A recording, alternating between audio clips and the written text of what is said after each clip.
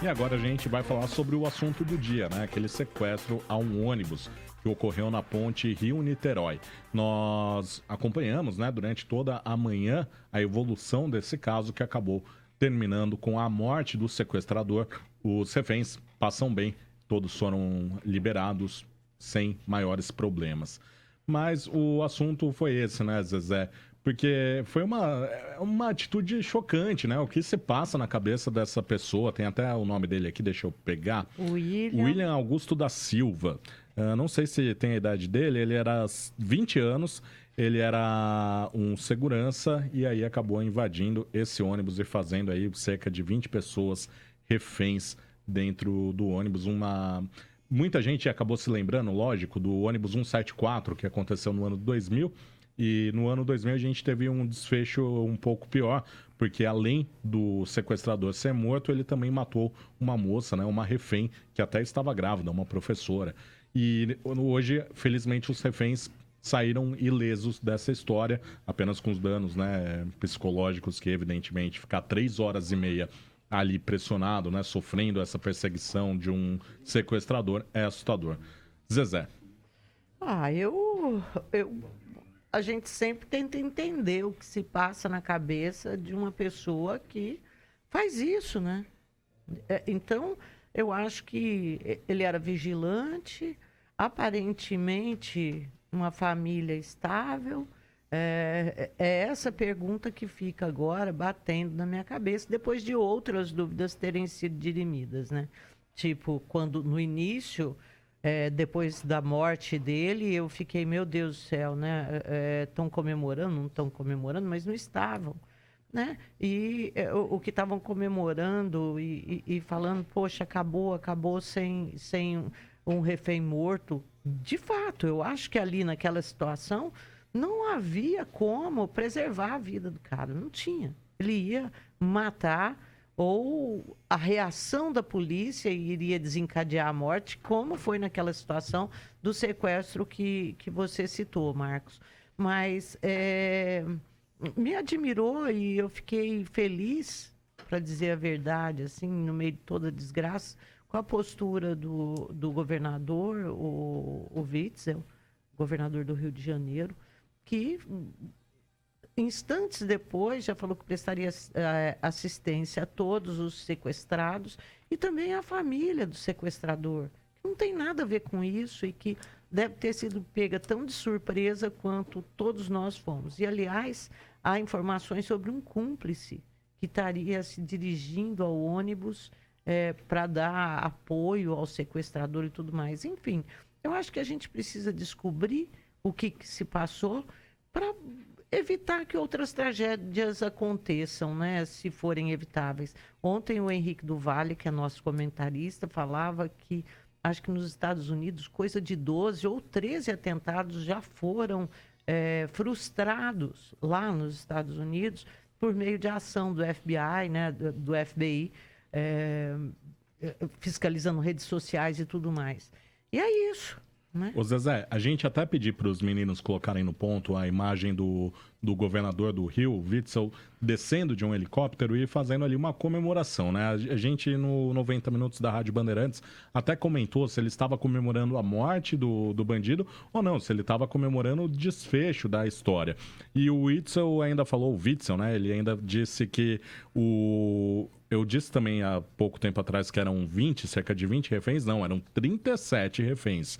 E o Witzel falou que o sequestrador demonstrava ali perturbação mental. E ele falou que dentro do ônibus havia um cheiro forte de gasolina e garrafas PETs cortadas com gasolina estavam penduradas e o criminoso estava com o isqueiro na mão no momento em que houve, as palavras dele, né? No momento em que ele foi abatido, havia um isqueiro que ficou no local do crime e foi recolhido pela polícia. Então, essa morte, né, acabou saindo aí porque o criminoso estava com um isqueiro, podendo incendiar todo o ônibus com reféns ainda lá dentro, Rose.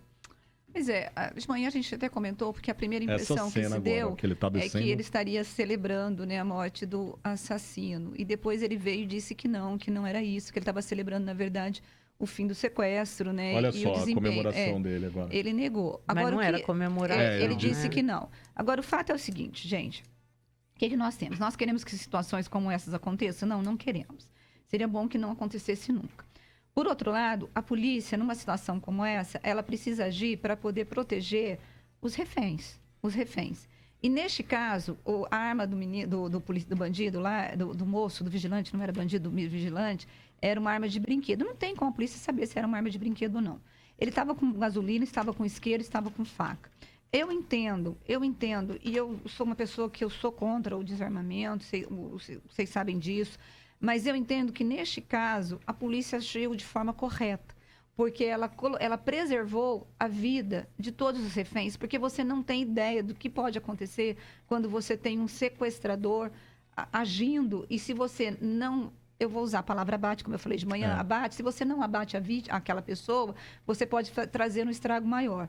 Então, neste caso, eu entendo, não sei se vocês concordam, que houve um acerto da polícia ao abater a vítima. Aí poderia perguntar assim, poderia ser só um tiro para derrubá-lo?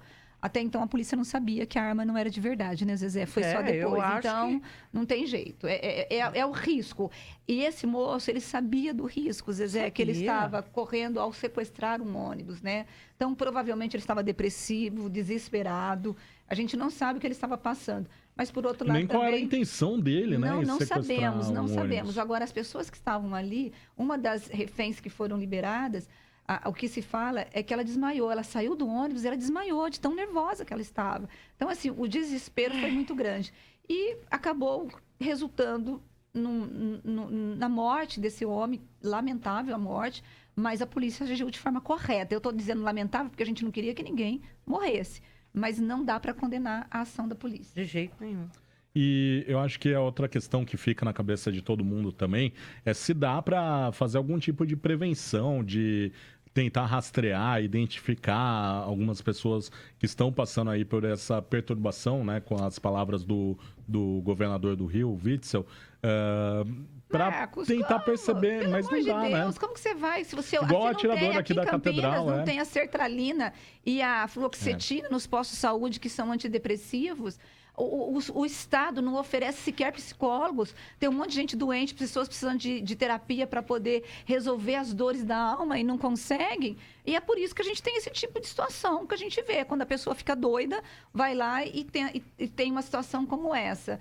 O Estado ele é incapaz de oferecer saúde, de fato, de qualidade e que poderia, por exemplo, evitar um problema desse, se for o caso desse moção depressivo, né? Zezé, você acha que teria algum jeito do Estado estar mais atuante para tentar reverter essas situações, né? Para não termos casos como esse sendo repetidos? Não acho. Eu acho que existem situações como essas, elas são imprevisíveis. E eu fico olhando isso daí e pensando que se houvesse alguma forma de se controlar esse tipo de tragédia, nós teríamos muito menos tragédias rolando aí nos Estados Unidos, por exemplo, né? Ali eu sei que é uma questão de armas, de armamentos potentes, né?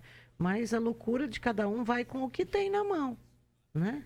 O cara, o que ele tinha na mão era uma arma de brinquedo, gasolina, faca, e foi isso que ele usou. Então, eu tenho a sensação que se a pessoa, ela direcionou a cabeça dela para isso, por alguma razão, ela vai dar um jeito de executar.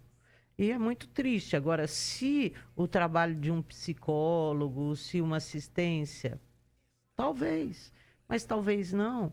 Talvez a pessoa, ainda que tivesse essa assistência disponível, não fosse procurar, entendeu? Agora, eu acho que muito a família estar atenta. Estou me lembrando daquele atentado aqui em Campinas, com tantos mortos na catedral, né?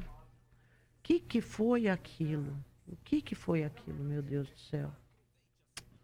É muito complicado isso. E ainda no caso do ônibus 174, né, o sequestrador ainda tinha um perfil, pelo jeito, diferente, né, do desse William. De bandido, Porque aquele lá também tinha toda uma questão de... Tinha visto, quando era criança, a mãe ser morta na frente dele. Não que isso justifique, né? Mas, enfim, ele tinha um histórico já muito pior do que ao que parece desse novo sequestrador.